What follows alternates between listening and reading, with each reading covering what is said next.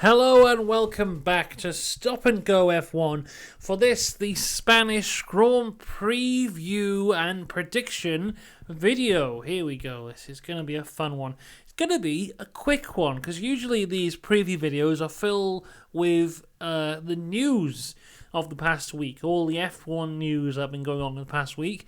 And this week, the news is there is no news. There is no major stories that are coming in or around the F1 world. There's a couple minor things that I'll touch on, but nothing huge.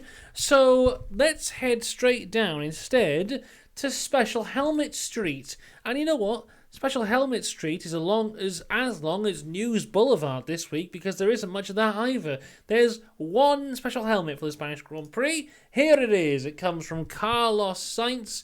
It's just his usual helmet with more of the Spanish colours, so a bit of yellow splashed in there, a bit of red as well. I'm surprised Alonso hasn't gone for a special helmet for the Spanish Grand Prix, but the thing is, he hasn't gone for a special helmet all season as of yet. I think he's the only driver who hasn't had any kind of special helmet yet this year, and he's not going to do it for his home Grand Prix either. So there you go.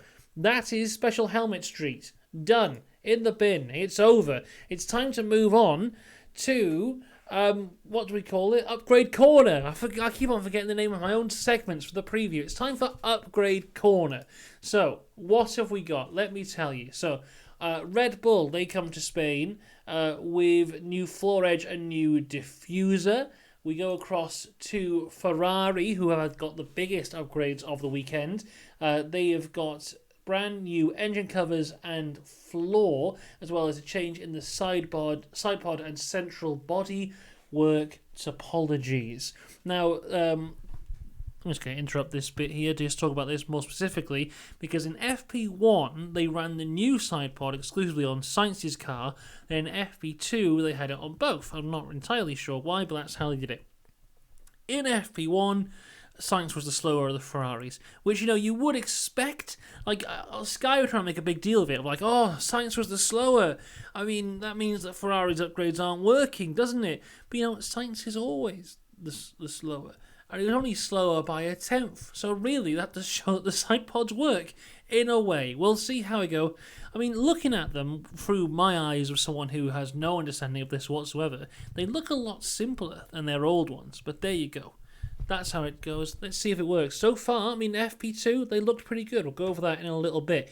Moving on to Mercedes, they got new side pod inlet as well as diffuser. And McLaren have brought a new front corner. Moving on now, we also have, one second, I've lost my other notes. Here they are. Aston Martin, they brought a lot of new upgrades as well, especially the front wing. New front wing was being tested in FP2, as long as new front wing end plate and nose. That entire bit there has been redeveloped, new front wing entirely. Rear wing end plate and beam wing is all coming in from the Aston Martin as well. They were saying as well in the commentary that as much as Aston Martin have more aero time than everyone else because they finished so low down, in a couple of weeks, that will reset off of whatever the Constructors' Championship is at that point. So they have to make use of it in the next few weeks if they haven't done already. And it seems like they've got a few upgrades coming, and they have made good use of it, and hopefully that can get them closer to the Red Bull. As we move across to AlphaTauri, they've brought some new rear wing parts. The Williams has got just some circuit-specific stuff. Then Haas have brought nothing. There you go. That is Upgrade Corner. Nice and simple and sweet. As I said, the Ferraris looking good this weekend, but the Ferraris look good every weekend in free practice, and then they just disappear. They're gone. So, in terms of the news, the biggest news is Ferrari's new side pods, which we've touched on. Second biggest news is that the chicane in Spain is gone, but we knew that already. I'm sure we did that in a news video before, so that can't be that big of news. So, I've searched high and low for a news story for you, the Stop and Go F1 viewers slash listeners on Spotify. And I found it. I found the biggest news story of the week, one that no one seems to be talking about, one which I think everyone should be talking about. It's possibly the biggest news of the year, and I'm not even taking the mick when I say that. This is the biggest news of the year, so I hope you're ready for this. The news this week. The Pit Stop Boys have released a new song. You may know them for their grand hit, Max Max Max Super Max Max Super Super Max Max Max Super Max Max Super Super Max.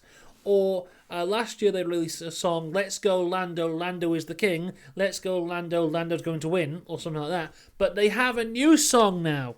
A new F1 related song called Vamos Fernando, around Fernando Alonso. I should have brought up the lyrics. I don't even know if the lyrics will be available. But I've listened to it once. I like it. It's a good song. It's more of their typical stuff. But, you know, that's what we're all about. I want to open Spotify on my computer. I think I've pressed the wrong button here. Vamos Fernando. I don't want to listen to it. I just want to know the words. They're making me sign in to Spotify.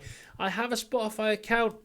What is happening? This has gone awfully wrong. It truly has. But yeah, it's a brand new song. Has anyone got the lyrics? I don't think they do. But there you go. It's a good song. That's all I'm going to say. That's really all the news we've got. That's it. Let's have a look at some practice results, though, because there is some interesting things to discuss in terms of free practice results, especially when it comes to Lance Stroll.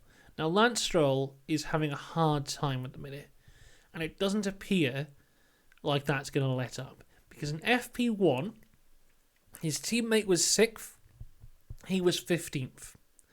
In FP2, his teammate was 2nd, he was 18th. I know it's free practice and you can't read too much into it, but that is not good.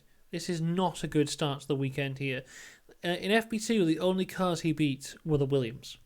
That's it. On the opposite side, though, someone who had very good practice sessions is Nico Hülkenberg. Nico Hülkenberg, in FP1, he was 18th, which obviously is not good. But in FP2, he pulled something out the bag because he finished in 3rd place. Looking very good there. Also looking good this weekend is both Alpines. Ocon looking stronger at the minute, but Alpine looking strong in general. Mercedes seem to be lacking a bit of pace at the minute. So I wouldn't be surprised if by the end of qualifying, or by the end of the weekend, it would be a Red Bull 1-2 with Fernando in 3rd, and then maybe the two Alpines filling up 4th and 5th. All looking strong there. That's all I've really got to say on F1 for this weekend. So let's take a quick look across to F2 and F3, which we'll also be covering this weekend, because in F2 there was a fantastic qualifying session. Jack Doohan in 3rd. It was Enzo Fittipaldi in 2nd, but Ollie Behrman picks up his 2nd F2 pole position for the Spanish Grand Prix. And then across to the Formula 3, you got Colapinto in 3rd, Taylor Barnard in 2nd, and the hometown boy, the Spanish man, Pepe Marti, is on pole position for the F3 race. So in F3, you got Pepe Marti on pole for the feature, with Zach O'Sullivan on pole for the sprint, and then F2 is Behrman on pole for the feature, and Cordeal will be on pole for the sprint. So yeah, it's all looking pretty good despite the lack of news, which, there you go. Now, what have we got coming up on the channel this weekend? Now, of course, on Friday we'll be covering the F3, F2 and F1. But tomorrow we would normally have the F1 qualifying video immediately after F1 qualifying. As I sit here right now, I don't know if I'm going to be able to do it, because I'm going to see Coldplay. So I think I'll be in the car when qualifying finishes. So it really depends on if I have time or not. So, you know, subscribe and all that, because it might be here, or it might be here Sunday morning or late Saturday evening. We'll get round to it at some point, or maybe we'll just skip it entirely. I don't know. So yes, there's the warning there. I don't know what's happening in terms of qualifying, but we'll be back for the end of the week for the race reviews and then the driver ratings as well. So make sure you subscribe for all that. I will see you then. I will stop rambling on now. This is the end of the preview. No, it's not. Oh, the predictions. Oh my goodness. I always forget to do the predictions. All right, 2 predictions for this week. Prediction number 1. Mercedes will go 2nd in the Constructors' Championship by the end of the weekend. That is prediction number 1. And prediction number 2, I don't have a prediction number 2, so I'll go for what I said before, that Alpine will be the 2nd fastest team on the grid. on average. That's what I'll go for. There you go. So there are my predictions. I'll see you later on in the weekend. Have a great weekend. Goodbye.